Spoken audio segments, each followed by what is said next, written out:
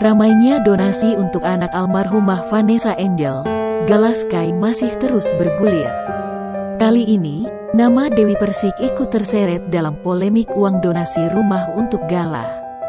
Diketahui, baru-baru ini Dewi Persik sempat memberikan sindiran pada seseorang yang diduga pernah berlaku buruk pada mendiang Vanessa Angel. Dewi Persik pun merasa murka lantaran orang tersebut justru ikut-ikutan menggalang dana untuk Gala. Tak hanya itu, Dewi Persik juga menyebut jika orang itu tidak memiliki hubungan yang dekat dengan mendiang. Melihat kehebohan itu, Marisha Ica yang memang sedang menggalang donasi rumah untuk Gala pun turut berkomentar.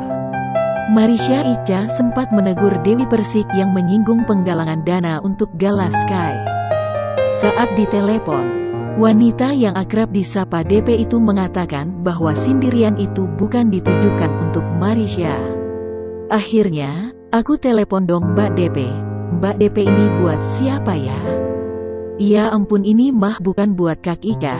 Ini mah buat si itu, gitu kan? Kata Marisha sembari menjelaskan.